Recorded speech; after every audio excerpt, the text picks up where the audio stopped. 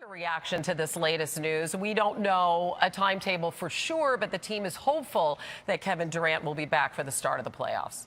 Well, Hannah, I'm obviously glad it wasn't a catastrophic knee injury, but I am concerned if I'm a Golden State Warriors fan or player because you're talking about a grade 2 sprain. It'll take some time for the swelling and tenderness to go away, but also the stability. And now you're into the playoffs probably when he has an opportunity to come back when the game is played at the highest level. You can't just step back in and all of a sudden be ready to go. He'll do the rehab and do all the things off the court, but it's too hard to assimilate actual on-court play in a playoff game. So you've seen this Warriors team play through and facilitate through Kevin Durant all season long. That's how they've kind of morphed into this juggernaut of an offensive machine. And on the defensive end, he's been the catalyst as well. I think this is significant. I think it's going to create bigger problems for this basketball team without him being in the lineup. And if he comes back, I don't know if he can fit back in quick enough to have an impact in the playoffs. Even if Kevin Durant is healthy, the Cleveland Cavaliers right now are my favorites to win the championship. With Bogut, with Darren Williams, with Derek Williams, with the return of J.R. Smith being imminent, with the acquisition of Kyle Korver, with the return of Kevin Love expected to take place, there are no excuses for LeBron James and the Cleveland Cavaliers.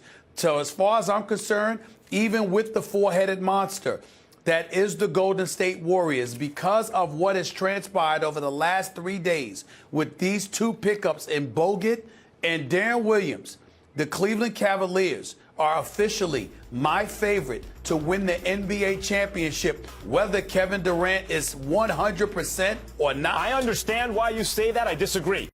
The ingredients to the Warriors' success over the last couple of years has been their depth, not just their perimeter shooting, not just their stars, but their depth. Cleveland, they had questionable depth and still managed to get to 2 finals and win a chip. This year, they now have depth. So you're talking about LeBron and Kyrie. Not only do you have the shooters around you, but now you've gotten depth for Tristan Thompson. The combination of all of those things with the acquisition of Derek Williams, who is active, who I think is going to be just as vital to this team as I perceive Matt Barnes as being to the Golden State Warriors. I think it's one of those situations where if I've got to look at depth, I'm going to say even. If I have to look at physicality, I'm going to say Cleveland. If I have to think about playoff basketball and how physical play is relatively allowed, particularly as the championships rounds wane. Why, Max? Because referees, as it gets deeper, nobody wants to take the outcome away from the players. That's right. They want to let you play. And if they let you play, then they're going to allow Cleveland to sort of impose their physical will. And Golden State's answer is going to have to be perimeter play. What does he bring to this team? Well, he obviously doesn't bring Kevin's length, his accuracy, and his late game savvy. But Matt Barnes is at this point a pro. He's overcome the young knucklehead label in his career.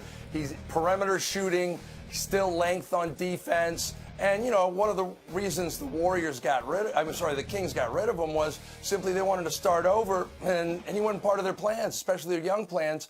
Matt Barnes, former Warrior. I think he's played now for all 4 professional basketball teams in California. And so, look, he's excited. He's elated. I'm sure the Warriors would much rather have him under different circumstances.